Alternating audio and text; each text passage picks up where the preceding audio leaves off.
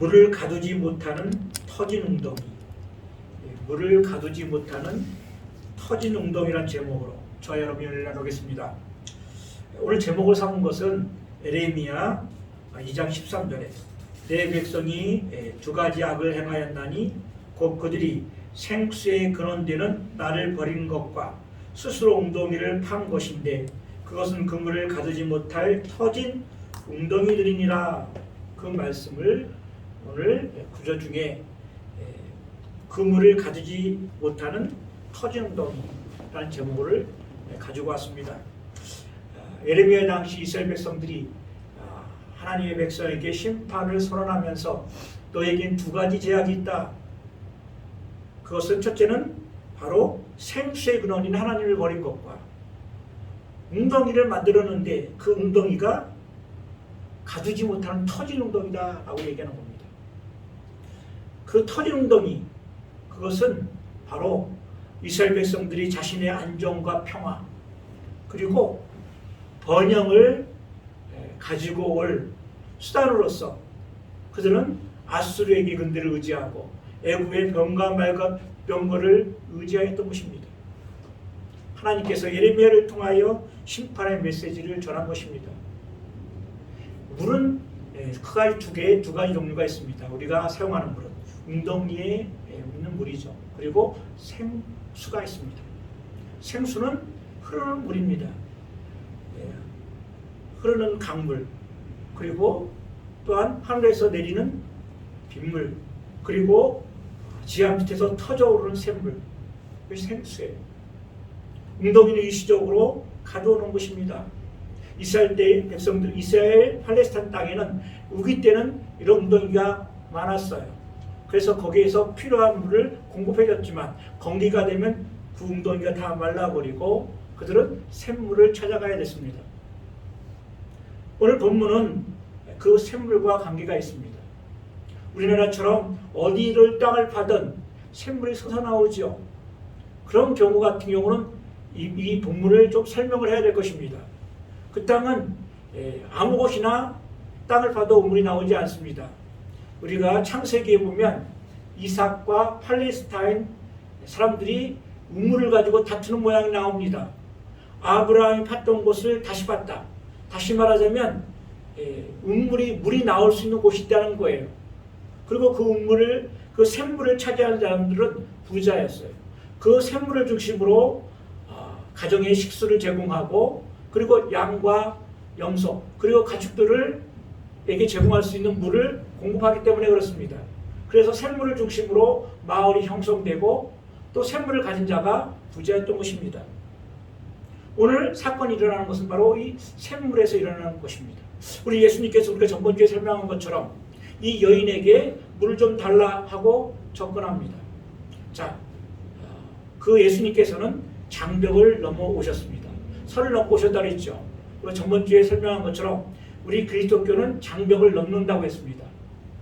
바로 남쪽의 유다, 북쪽의 갈릴리, 그 중간에 사마리아에 있는데 이스라엘 백성들은 사마리아인과 상종을 하지 않습니다. 그래서 그들은 돌아갔는데 예수님은 일부러 요단강을 건너서 사마리아에 찾아오셨어요. 그리고 이 여인을 만나러 오셨습니다. 우리가 전번 한 몇 주 됐죠. 니고데모에서 살펴봤습니다. 니고데모는 목이 마른 사람입니다. 그래서 예수님을 밤에 찾아왔어요. 그런 똑똑한 사람이었습니다. 영적인 갈증을 알았어요. 그래서 하늘로부터 내려온 자 예수님을 알아봤어요. 그런 탁월한 사람입니다. 국회의원이었고 공의원이었으니까 부자였어요. 영적인 지식과 갈급함도 있었어요. 그리고 예수님을 알아본 악목도 있었어요. 그러다 그의 지위 때문에 밤에 찾아와서 예수님께 구원에 대해서 질문하는 사람입니다. 그런데 이 사마리아 여인은 이스라엘 백성 예수님을 만나러 갈 수가 없습니다. 사마리아 여인은 상종을 하지 않으니까요. 예수님의 사랑은 어떤 사랑입니까? 하나님의 사랑은 어떤 사랑입니까? 우리가 요한복음 3장 16절에 언급을 하면서 우리가 하나님의 사랑에 대해서 말씀드렸죠. 하나님의 사랑은 추적하는 사랑이에요. 쫓아가는 사랑이에요. 당신의 택하신 백성들을 지구 끝까지 찾아가서 구원하시는 사랑이 하나님의 사랑이에요. 얼마나 그 사랑이 지극했던지 하나밖에 없는 독생자를 바로 이 땅에 보내신 거예요. 그 지극히 높으신 하나님의 아들. 그래서 귀신들이 예수님을 만날 때마다 어떻게 예수님을 대해서 말합니까? 지극히 높은 하나님의 아들. 그것은 영적 존재이기 때문에 예수님의 존재를 알았어요. 예수님이 어떤 존재입니까? 지극히 높으신 하나님의 아들이라는 거예요. 그 지극히 높으신 하나님이 낮고 낮은 인간을 향해 하나님의 동등됨을 취하지 아니하고 인간의 모양으로 종의 형체를 가지고 이 땅에 오셨다는 거예요. 하나님의 사랑은 너무 멀리, 안드로메다보다 더 멀리, 인간이 가져갈 것보다 더 멀리에서 낮고 낮은 인간을 추적해 오시는 거예요. 쫓아오시는 거예요. 하나님이 세상을 이처럼 사랑하사, 어떻게 사랑하사? 독생자인 예수님을 우리 인간을 위해서 내려보내신 거예요. 예수님은 추적해 오신 거예요. 예수님은 장벽을 헐고 이 여인, 갈급한 이 여인, 니고데모처럼 예수님을 찾아올 수 있는 형편도 안 되고 영적 처지도 안 되고, 그러나 갈급한 여인, 이 여인을 손을 넘고 장벽을 허물고 찾아오시는 거예요. 예수님은 첫 번째 말씀드렸죠. 사마리아로 가야 할 것이다. must, had to. 하나님께서 택하신 그 한 사람을 찾기 위해서 지극히 높으신 하나님께서 낮고 천한 사마리아 여인을, 상종도 하지 않은 사마리아, 그것도 여자를, 그것도 천한 남편이 5이나 된 여인을 찾으러 왔어. 여인에게 어떻게 접근합니까? 물을 달라 하십니다. 물을 달라 하는 거예요. 근데 이 여인의 저는 냉소적입니다. 뭐라고 얘기합니까? 9절이죠. 사마리아 여자가 이르되 당신은 유대인으로서 어찌하여 사마리아 여자인 나에게 물을 달라 하나이까? 그러면서 또 11절 여자가 이르되 주여 물기를 그릇 것도 없고 이 물을 들는 데서 어떻게 당신이 그 생수를 얻겠나이까? 냉소적이에요. 상처가 맞은 사람들은 냉소적이에요. 상처를 맞은 사람들의 특징이 무엇이냐면 자신을 늘 보호하고 있기 때문에 늘 또 사람들에게 배타적이에요. 그 상처가 아물지 않기 때문에 그 상처만 건드려도 급반진합니다. 그래서 상처를 입은 사람들에게 참 접근하기 힘들어요. 계속해서 그 사람의 아픈 곳을 건드리지 않고 접근하는 것이 굉장히 힘들어요.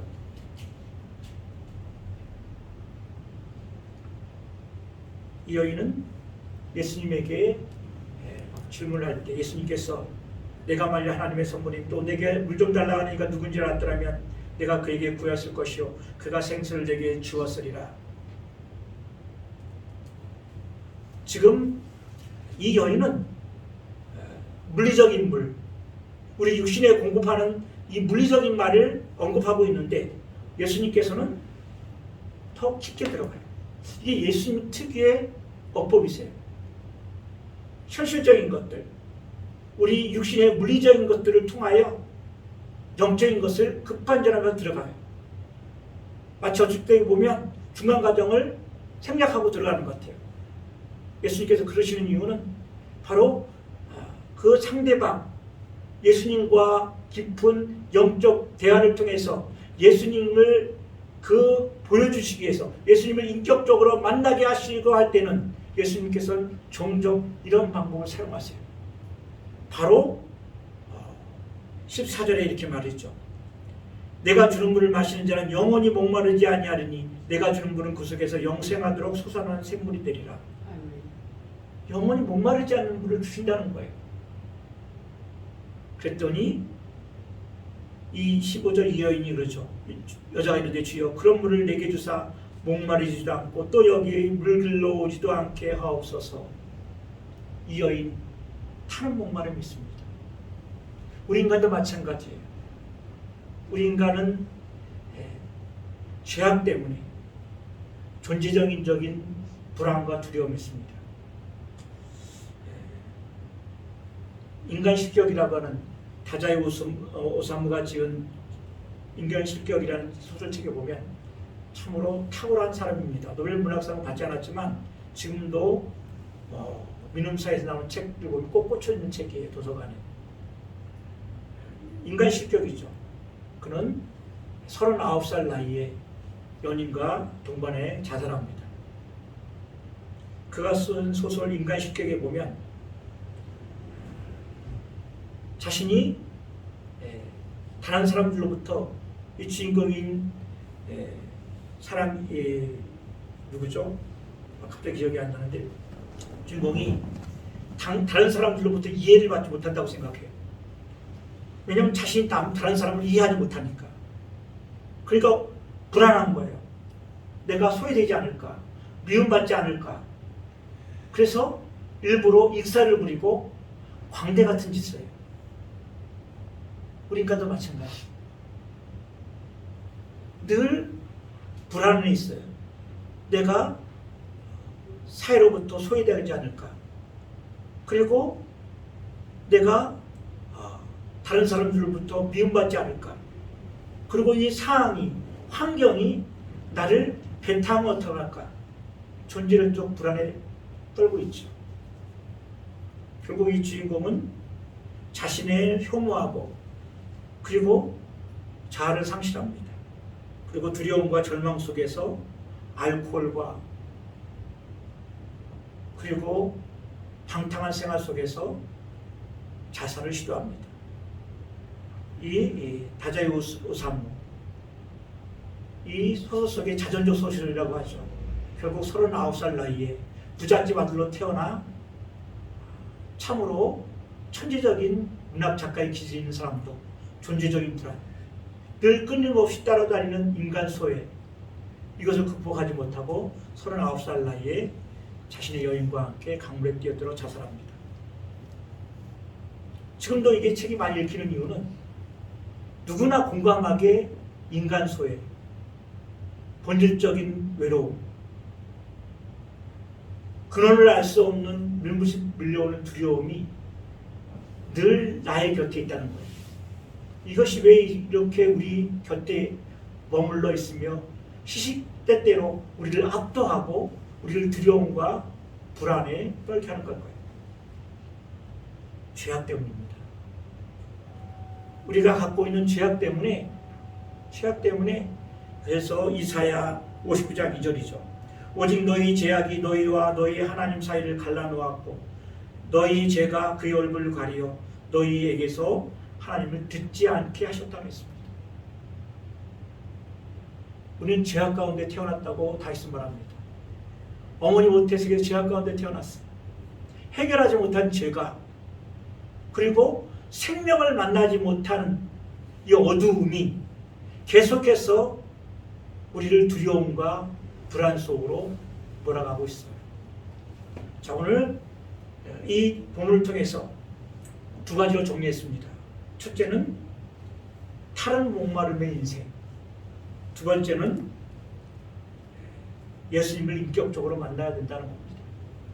첫 번째부터 살펴보면 이 수가성 여인은 12시에 물을 길러왔습니다. 성경에는 6시라고 되어 있지만 항상 거기다 6시를 더해야 됩니다. 팔레스타인도 한낮에는 너무 더워요. 그래서 낮에 물 길러오는 사람이 없습니다. 근데 이 여인은 12시에 물을 길러왔습니다. 소외되었다는 거죠. 소외되어서 물 길러 한낮에 왔어요. 그리고 예수님께서 물을 달라고 하는 예수님께서 어떻게 사마리아인 남자가 나에게 물을 달라 하십니까? 냉소적으로 반응합니다. 예수님께서는 내가 누구인 줄 알았더라면 하나님의 선물을 받았으리라고 얘기합니다. 그래서 내가 주시는 물을 마시면 영원히 목마르지 않겠다고 예수님은 영적으로, 이 여인이 영적으로 목마르고 있다는 것을 알고 이제는 영적으로 깊숙이 들어갑니다. 본질을 건드리시는 거예요. 핵심을 건드리시는 거예요. 이 여인의 핵심을 건드리시는 거예요. 근데 이 여인은 아직도 자기의 핵심을 몰라요. 그저 이 12시에 물을 길러오지 않게 하옵소서 하는 물리적인 물, 육신에 공급하는 물만 얘기하고 있다가 영적인 건드리자 이 여인은 귀를 기울이기 시작합니다. 그래서 예수님께서 더 깊숙한 것을 건드리죠. 이 여인의 가장 아픈 것을 건드립니다. 네 남편을 불러오라. 근데 이 여인이 말합니다. 나는 남편이 없나이다. 예수님께서 말합니다. 네 남편이 없다는 말을 옳도다. 너에게 5 남편이 있었고 지금 있는 자도 내 남편이 아니니 내 말이 참되도다. 5 남편을 어떻게 버림받았던지 성경에는 2가지로 좀 해석하는데 버림받았던지 갈아치웠던지 5 남편이 있었고 지금 있는 남편도 네 남편이 아니다. 에브럼 메슬로가 인간 욕구의 유기를 5단계로 나눴죠. 그 인간의 맨 처음에 제일 기본적인 욕구가 생리적인 욕구, 물리적인 욕구죠. 그 다음에 안정적인 욕구, 그리고 맨 마지막이 자아실현의 욕구라고 했습니다. 인간은 태어날 때부터 우리의 죄성 때문에 우리가 갖고 있는 에브럼 메슬로는 자아실현의 욕구라고 그랬는데 아니에요. 자기 욕망의 실현 욕구가 있는 거예요. 왜냐하면 이 세상은 결핍됐어요. 아담이 타락한 이후 이 세상에 주어진 것은 결핍이에요. 생명이 결핍하고 지식이 결핍하고 사랑이 결핍해요. 지식이 결핍해서 하나님을 스스로 알 수 없고 사랑이 결핍해서 사람을 온전히 사랑할 수 없고 능력이 결핍해서 스스로 구원을 해결할 수 없어요. 죄를 해결할 수 없고 죽음을 해결할 수 없어요. 그래서 인간의 본연의 자기 욕심에 그것을 실현하는 욕구가 자기 욕심을 실현하는 욕구가 강해요. 그 결핍을 채우려고 타는 목마름이 있는 거예요. 목마름을 해결할 수 없습니다. 이 여인은 자신의 욕망을 실현하고자 남편을 계속 갈아치웁니다. 또는 버림받을 수 있었죠. 첫 번째 남편, 2번째 남편, 자신의 욕망을 실현해주고 자신의 타는 목마름을 해결할 수 있기 위해서 그는 남자를 계속해서 찾아다니지만 계속해서 그 욕망은 나를 버립니다. 세상 욕망은 찾으면 찾을수록 바닷물은 먹으면 먹을수록 더 갈증이 심한 것처럼 내가 갖고 있는 해결할 수 없는 영적 욕망은 나를 계속해서 목마름으로 몰아가고 있는 거예요. 계속해서 세상 것을 구합니다. 불을 취하면 이 허전하고 불안하고 권태로운 인성에 영적 갈증을 해결할 수 있는 시원한 생수 같은 것이 될까? 세상 사람들이 다 이런 거 해봤습니다. 건강이 있고 외모만 있으면 좀 더 내가 남들보다 잘생겼으면 인정도 받고 내가 좀 더 건강했으면 이런 일도 해보고 저런 일도 해보고 내 안에 끌어오는 모든 이 욕망을 실현하고자 발부둥치고 아침 일찍 일어나고 저녁 늦게까지 누웠지만 계속해서 찾아오는 밤마다 차오르는 두려움과 불면증과 근심과 허무함, 권태를 해결할 수 없다는 거예요. 5명의 남편을 갈아치워도 해결할 수 없고 지금 6번째 남편이 있지만 그 남편도 네 남편이 아니다. 해결할 수 없다라는 거예요. 이 여인의 목마름이에요. 아니 우리의 목마름이에요. 생활이 안정되면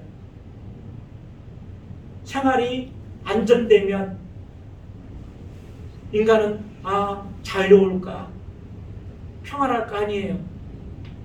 그것이 해결되면 내 욕망을 실현하고자 하는 내 안에 있는 영적 갈망이 이 타는 목마름이 계속해서 나를 몰아세우고 있는 거예요. 거기서 실현이 돼도 또 다른 실현을 위해 나를 계속해서 채찍질하고 몰아세우는 거예요. 쉼이 없어요. 안식이 없어요. 평안함이 없어요. 자유함이 없어요. 그렇게 늙어가다 두려운 거예요. 그래서 세상 사람들은 죽음을 잊으려고 해요. 죽음을 생각하지 않아요. 왜 죽음을 생각하지 않을까요? 두렵기 때문에. 그래서 죽음을 잊으려고 발버둥쳐요. 대단히 생각도 안 해요. 사람은 태어날 때는 순서가 있지만 죽을 때는 순서가 없어요. 오늘이라도 죽을 수 있어요.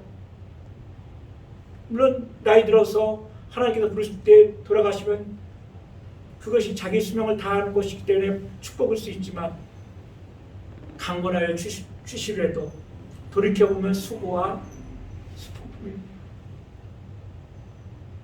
왜 그렇습니까?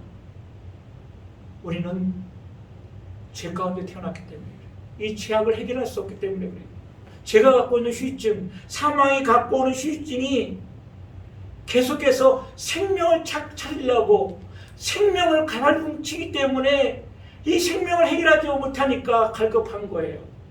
세상 사람들이 갈급함을 채우지 못하니까 계속해서 힘쓰고 했습니다. 그렇다면 이 갈급함을 채울 수 있는 방법을 우리 예수님이 말씀하시죠. 내가 주는 물을 마시는 자는 영원히 목마르지 아니하느니 내가 주는 물은 그 속에서 영생하도록 솟아나는 샘물이 되리라. 예수님께서 주시는 샘물을 마셔야 돼요. 바로 예수님 당신인 거예요. 생명인 거예요. 그 생명을 마셔야 돼요. 예수님을 지금 이 여인은 예수님을 그냥 유대인이라는 남자로 만났어요. 근데 우리 예수님께서 내가 샘물이다. 예수님을 인격적으로 만난 거예요. 인격적으로 만나니까 이제 우리가 다음 주에 다음 주가 됐네요. 우리가 또 살펴볼 말씀 중에 25절을 보니까 다음 주에 우리가 설교한 내용이죠. 여자가 이르되 메시아 곧 그리스도 하나님과 오실 줄 내가 아노니 그가 오시면 모든 것을 우리에게 알려주시리라. 그러면 여자가 메시아에 대해서 갈급하고 기다리는 메시아에 대해서 말할 때 예수께서 말합니다. 네가 말한 내가 그라. 그랬더니 이 여인이 물더미를 버려두고 28절 여자가 물더미를 버려두고 동네로 들어가서 사람들에게 이르되 내가 행한 모든 일을 내가 사람들이 와서 보라. 이런 그리스도가 아니냐. 유대인 남자를 만나는데 결국 예수님을 인격적으로 만나니까 그가 그리스도다. 그가 그리스도다. 우리가 예수님을 인격적으로 만났다는 건 무엇이냐면 2000년 전에 역사적으로 세상 사람도 다 알아요. 2000년 전에 유대인 팔레스타인 땅에 갈릴리 천 동네에 예수라는 인물이 존재했다는 것을 역사적으로 다 알아요. 근데 그 예수가 메시아, 그리스도, 기름 부은 자, 왕, 제사장, 선지자, 삼중직을 가지고 오신 살아계신 하나님의 아들이라는 것을 내가 믿는 것이 바로 예수를 만난 거, 인격을 만난 거예요. 그가 왕이시니까 나의 필요한 것을 공급해 주리라. 그가 선지자니까 하나님으로부터 나를 인도해 주리라. 그가 제사장이기 때문에 내 죄를 사하여 주리라. 물론 구약의 제사장은 중보 역할을 했지만 왕 제사장인 그분이 제사장이고 그분 자신이 화목 제물이신 그 예수님을 만나면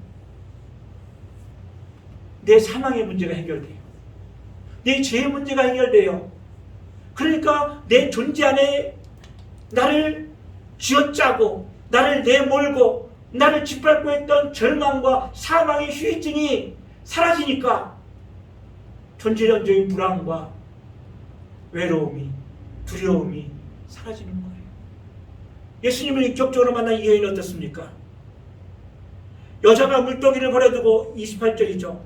동네에 들어가는 사람들에게 이르되 지금까지 사람들을 피했어요. 지금까지 사람들을 피하고 꺼리끼고 소외된 인생, 멸시받고 천한 인생이 사람들에게 들어가서 외칩니다. 눈덩이를 버려두고 와서 보라, 이는 그리스도가 아니냐. 감춰주고 없었던 인생이 무시받고 소외받고 자기 혐오에 빠진 인생이 빛으로 나가는 거예요. 빛이신 예수님을 만나니까 빛으로 나온 그가 세상을 빛으로 인도하려고 나와서 외치는 거예요. 예수님을 인격적으로 만난 거예요. 예수님, 그는 우리의 메시아입니다. 그걸 내 인생, 내 영혼이, 내 영이 외쳐야 돼요. 예수여, 당신이 왕이십니다. 예수여, 당신이 화목 제물이 되셔서 나의 죄를 사해 주신 분입니다. 이제 나는 죄로 인하여 사망으로 인하여 더 이상 죽음이 나를 압도하지 못하고 죽음이 나를 내몰지 못하고 이제 영원한 형벌과 영원한 지옥의 고통과 슬픔에서 나를 구원해 주셨고 오늘로 죄의 휘중으로 살고 있는 나를 자유케 하셨습니다. 아멘. 예수여, 갈릴리 예수가 메시아라고 말할 수 있어야 돼요. 그는 선지자예요. 선지자만이 하나님의 말씀을 말씀하시는 거예요. 그 말씀을 들어야 돼요. 예수께서 갈리샤라 빌립보 지방으로 가셨을 때 얘기입니다. 이제 예수님의 공생애가 절정에 이르고 있습니다. 이제 예수님께서 저희들에게 당신의 본 모습, 당신의 진짜 우리가 어떤 사람을 인격적으로 만난다는 것은 그 사람 자신으로 만난다는 거예요. 그 사람이 갖고 있는 이미지로 만나는 것이 아니에요. 나를 만나려고 하면 나의 이미지를 갖고 만나는 것이 아니에요. 내가 갖고 있는 이미지를 만나는 것이 아니라 내 자신인 이 권능을 인격적으로 그 자신을 만난다는 것이 인격적으로 만나는 거예요. 예수님께서 이제 제자들에게 물었습니다. 내가 다른 사람들은 나를 누구라 하느냐? 그럴 때 세례 요한이라 하다이다. 그의 말하는 것이 강력한 파워가 있었고 사람들을 압도하는 말의 능력이 있었기에 세례 요한이 다시 살아났나 보다. 엘리야라고 얘기합니다. 죽은 자도 살리시고 그리고 오병이어의 기적을 보니까 야, 엘리야다.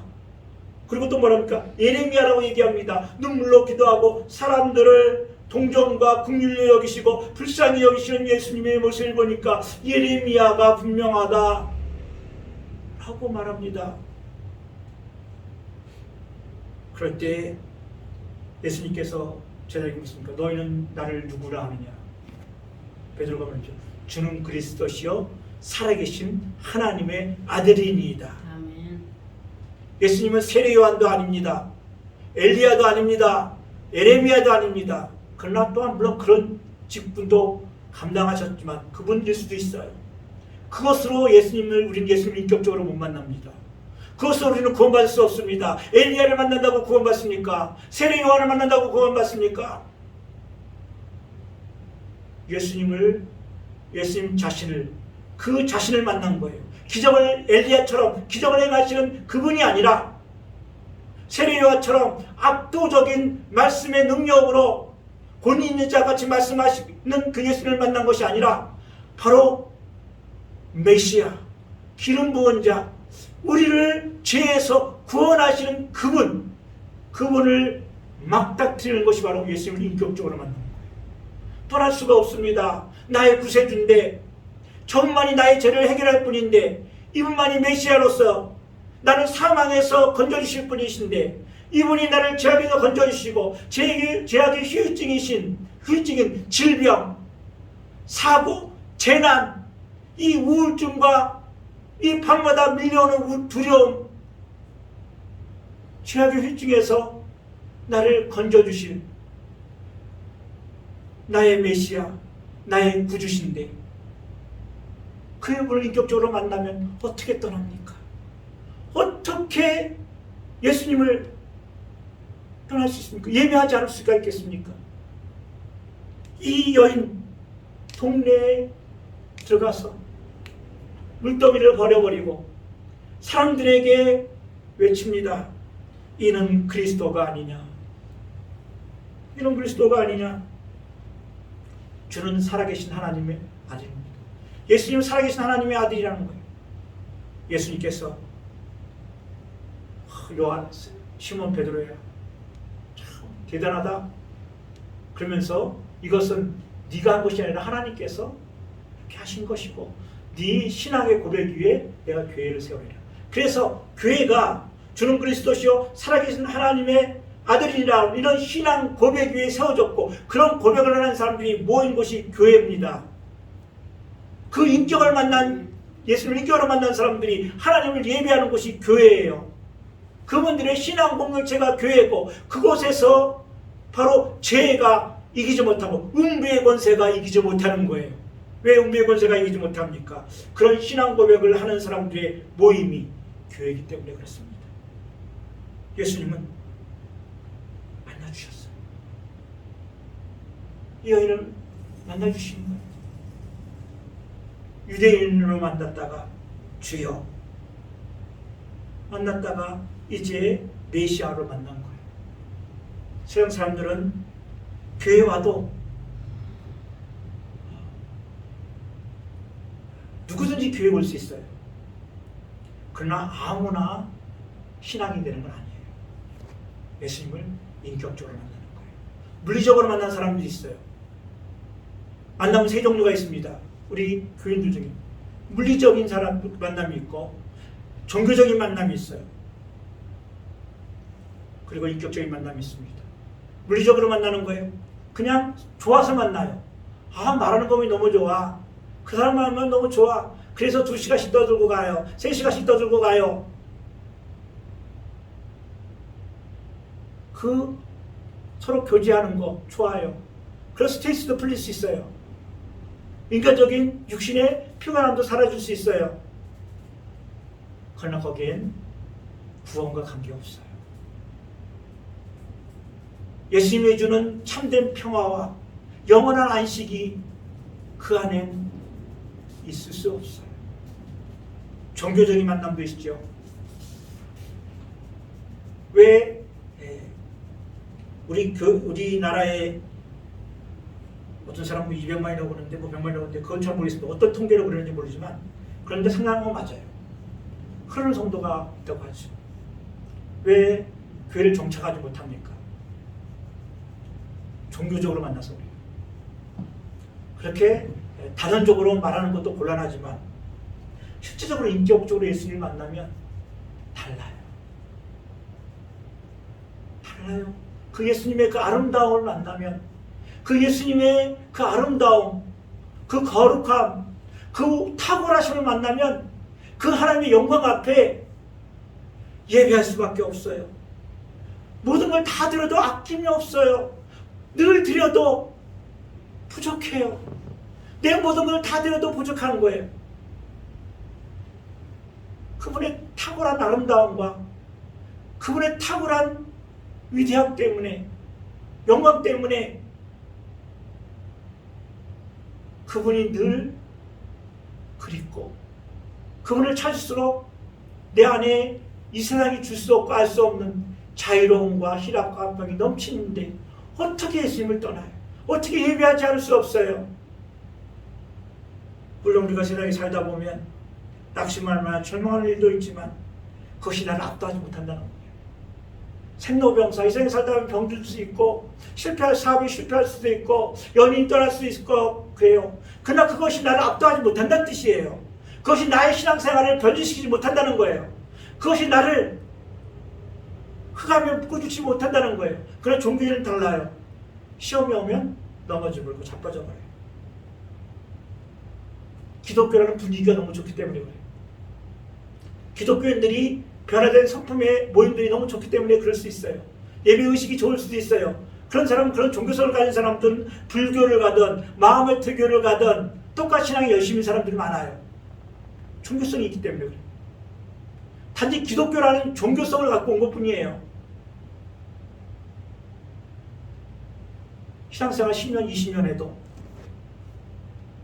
교회가 주는 교제, 구제, 그리고 다양한 사람들이 모여서 있는 이 아름다운 교제가 좋아서 그럴 수 있어요. 그러나 그건 종교성이에요. 그걸로 우리 예수님을 만날 수 없어요.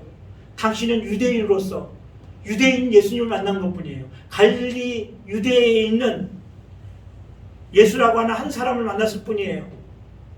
그 사람이 하늘로부터 온 메시아, 그리스도, 하나님의 아들, 이분을 그 자신을 직접 만나지 못했던 거예요. 말씀을 정리합니다. 그래서 우리는 생명을 만나야 됩니다. 생명을 만나야 내 안에 있는 어두움이, 내 안에 있는 죄의 후유증들과 사망의 이 나를 압도하려고 하고 나를 계속 어둠에 몰아넣으려고 하고 두려움과 불안과 낙심과 우울과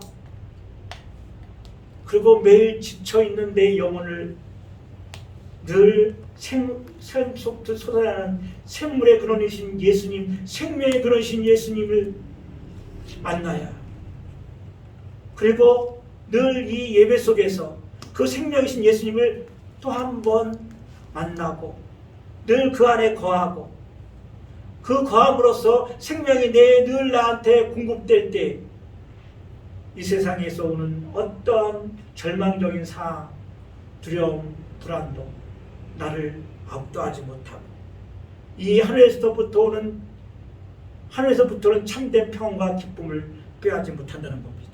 이 여인이 예수님을 인격적으로 만나니 그 영광이, 그 빛이, 참 생수가 귀에서 태어나옴으로 말미암아 그의 생애가 수가성의 부흥이, 그 사마리아의 부흥이 이 여인을 통해서 일어나는 것을 봅니다. 기도합시다. 하나님 감사합니다. 생수의 근원이신 예수님, 샘솟아 터져나와 영원히 세상하는 예수, 그것을 우리는 만났습니다.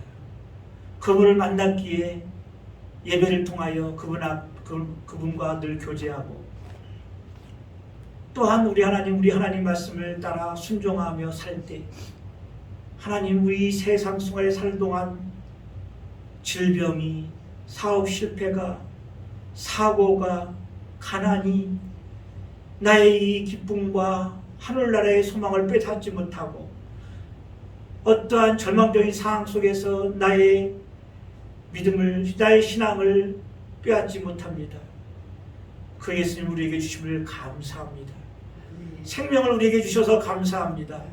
오늘도 그 생명이신 예수님, 생수이신 예수님을 오늘도 예배를 통하여 우리에게 공급되어 주심을 감사합니다. 감사하며 예수 그리스도의 이름으로 기도하옵나이다. 아멘.